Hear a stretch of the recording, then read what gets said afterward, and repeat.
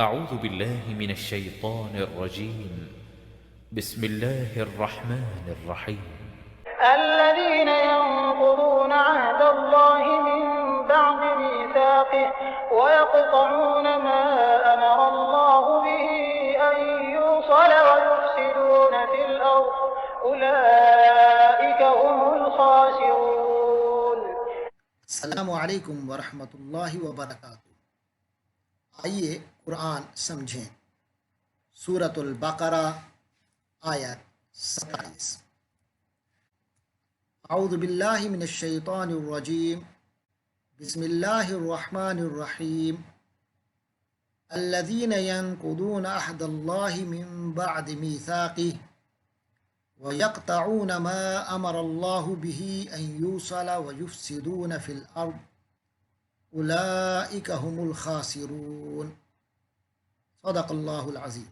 الذین، جو لوگ، ینقضون، اس کے اصلی حروف 3 ہیں، نون قاف ضاد، نقض۔ نقض کے معنی ہوتے ہیں توڑ دینا، نقض عہد جیسے ہوتا ہے، عہد توڑ دینا۔ تو یہاں فعل مضارع ہے، نقض سے پہلے یا آیا ہے، وہ کا معنی دیتا ہے۔ ینقض، وہ توڑتا ہے، اور آخر میں واو نون ایڈ ہوا تو جمع بن گیا۔ ینقضون، وہ توڑ دیتے ہیں۔ الذین ینقضون، وہ لوگ جو توڑ دیتے ہیں۔ عہد کے معنی عہد، قرار۔ عہد اللہ، اللہ کا وعدہ، اللہ سے کیا ہوا قرار۔ عہد اللہ سے مراد عبدیت کا یعنی بندگی کا عہد ہے۔ جب اللہ تبارک و تعالی نے تمام انسانی ارواح سے وعدہ لیا تھا، الست بربکم، کیا میں تمہارا رب نہیں ہوں، تو سب نے جواب دیا تھا بلا، کیوں نہیں۔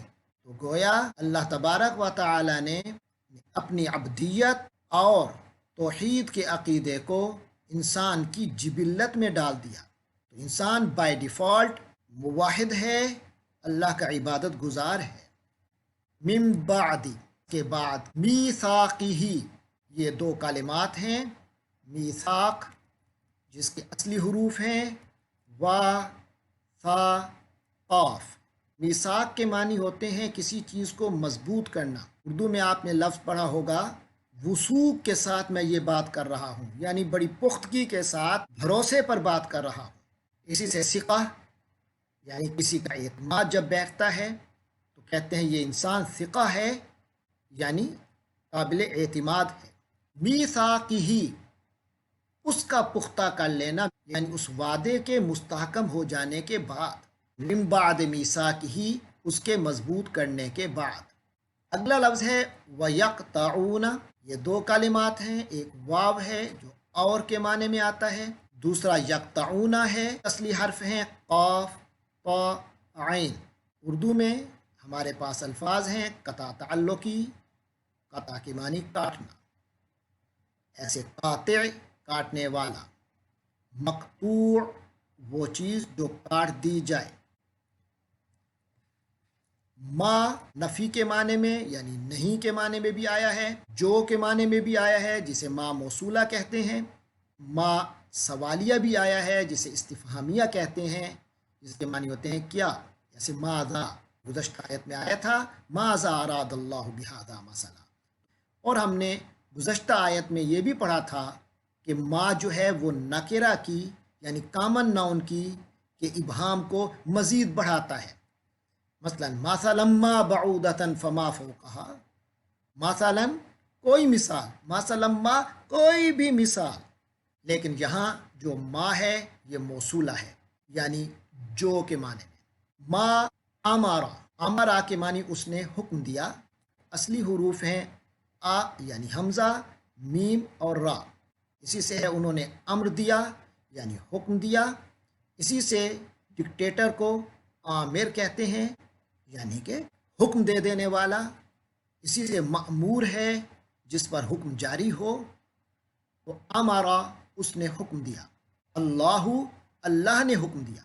اور ما امر اللہ، جو اللہ نے حکم دیا، بھی یہ بھی بے ساتھ ذریعے حوالے کے لیے آتا ہے، ہی اس، یہاں بھی کے معنی ہیں اس کے بارے میں، ما امر اللہ بھی جس کے بارے میں اللہ تعالی نے حکم دیا، ان کے معنی کہ، اور یو صالہ فعل مضارع ہے، مجہول پیسے وائس ہے، یہ وصل سے نکلا ہے، وا صاد لام، اسی سے ہوتا ہے وصل یعنی ملاقات، وصال ہونا، ملاقات ہونا، واصل ملاقات کرنے والا۔ اور آپ نے بار بار ہم سے سنا یہاں ما موصولہ ہے، موصولہ کے معنی جسے ملا دیا جائے، تو موصول ملایا ہوا، تو یو صالہ واصلہ فعل ماضی ہے وہ ملا، اسی سے او صالہ آتا ہے کہ اس نے ملایا، این یو صالہ کہ وہ ملایا جائے، امر اللہ بھی جس کا اللہ نے حکم دیا، این یو صالہ کہ وہ ملایا جائے، ویفسدون یہ بھی با اور کے معنی میں، اس کے بعد یفسدون فعل مضارع یا کے ساتھ، تو وہ ترجمہ ہوگا، فا سین دال اس کے حروف اصلیہ ہیں، اسی سے فساد ہے، اسی سے فاسد ہے، فساد کے معنی بگڑ جانا، اور فاسد وہ ہوتا ہے جو بگڑنے والا ہو، جس کی طبیعت کے اندر بگاڑ ہو، افسادہ اس نے بگاڑا، اور یفسدو وہ بگاڑتا ہے، اور وانون آگے ایڈ ہوا تو وہ سب بگاڑتے ہیں، بگاڑ پیدا کرتے ہیں، فساد کرتے ہیں، فی الارض زمین میں، اولئکا یہ لفظ ہم پڑھ چکے، اولئکا علی ہدی، اولئکا کے معنی وہ سب، اس میں اشارہ ہے، یعنی انگلش میں اس کا ایگزیکٹ ترجمہ بنتا ہے دوز، یعنی دور کا اشارہ، دیٹ کی جمع دوز۔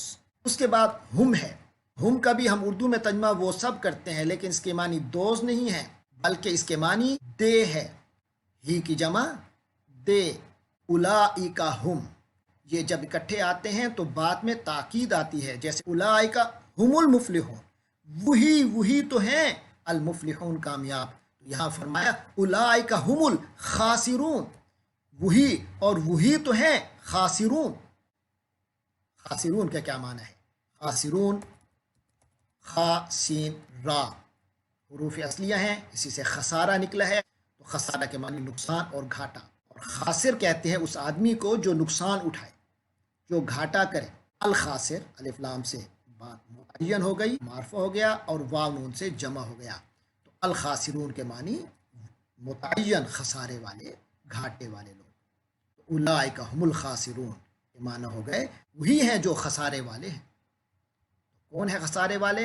الذین ینقضون عہد اللہ، آپ کو یاد ہوگا گزشتہ آیات میں وما یضل به الا الفاسقین، کہ قرآن کی ان آیات سے اللہ گمراہ نہیں کرتا کسی کو مگر انہی کو جو فاسق ہیں، یعنی جن کی طبیعت کے اندر ابدیت سے باہر نکلنا ہے۔ آج کی آیت میں ان لوگوں کی وضاحت ہو رہی ہے جو ابدیت کے دائرے سے نکلتے ہیں، ان کی بنیادی خصلت کیا ہوتی ہے؟ فرمایا الذین ینقضون عہد اللہ من بعد میثاقہ، ان کی خصلت کا پہلا پہلو یہ ہے کہ وہ اللہ سے مضبوط وعدہ کر لینے کے بعد اسے توڑ دیتے ہیں، جیسے پہلے ذکر آیا، اس سے مراد، اس وعدے سے مراد وہ عہد الستو ہے جو انسان کی جبلت میں ڈالا گیا، پھر اس کے بعد انبیاء کے ذریعے سے جو تعلیمات ملتی رہیں، اس کے دلائل ملتے رہے، تو اس سے وہ معاملہ مضبوط ہوتا گیا۔ اللہ تبارک و تعالی نے اس معاہدے کو مزید مضبوطی عطا فرمائی۔ اس کو یوں بھی سمجھ لیجئے، ایک خاموش اور عملی قسم کا عہد ہوتا ہے۔ مثلا ایک شخص کسی ملک میں پیدا ہوتا ہے، وہ اقرار نہ بھی کرے کہ میں ملک کے دستور کا پابند رہوں گا، زبان سے اس کا اظہار نہ بھی کرے، شہریت کی بنیاد پر اس ملک کے قوانین کا پابند ہوتا ہے۔ اسی طرح اللہ تبارک و تعالی نے انسان کو اس دنیا میں پیدا کیا تو وہ اپنی زبان سے اقرار نہ بھی کرے، تب بھی وہ اللہ کی اس کائنات جو کہ اللہ جس کا خالق اور مالک ہے، اس میں اللہ یعنی خالق و مالک کے قوانین کا پابند ہے۔ اور پھر اس کے بعد جب انبیاء کے ذریعے سے ان تعلیمات کو دلائل کو پیش کیا گیا تو اب وہ عہد مزید پختہ ہو گیا۔ فرمایا یہ لوگ اللہ کے عہد کو مضبوط کر لینے کے بعد پھر اسے توڑ دیتے ہیں۔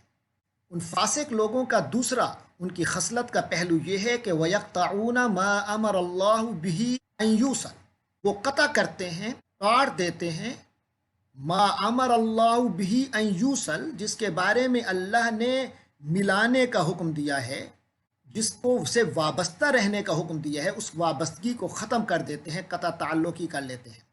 اس سے مراد وہ تمام تمدنی اور معاشرتی تعلقات ہیں جن سے وابستہ رہنا ضروری ہے، اور اس میں سب سے اہم اور خاص جو تعلق ہے وہ رشتہ داری کا تعلق ہے، صلہ رحمی کرنا۔ پھر اسی طرح رشتہ داری کے ساتھ جو مختلف معاشرتی اور تمدنی پیکٹس ہیں، عہد ہیں، ان کو بھی پورا کرنا ضروری ہے۔ فرمایا یہ لوگ حقوق اللہ کی پرواہ بھی نہیں کرتے، حقوق العباد کے پہلو ہیں ان سے بھی روگردانی کرتے ہیں۔ اس حوالے سے اسلام کا جو بنیادی تعلقات کے حوالے سے اصول ہے اس کو سامنے رکھیے۔ فرمان ہے کونو عباد اللہ اخوانا، یعنی بن جاؤ عباد اللہ، اللہ کے بندے بن کر رہو، اخوانا آپس میں بھائی بھائی بن کے رہو۔ تو یہ بنیادی اصول ہے تمام تمدنی اور معاشرتی تعلقات کا۔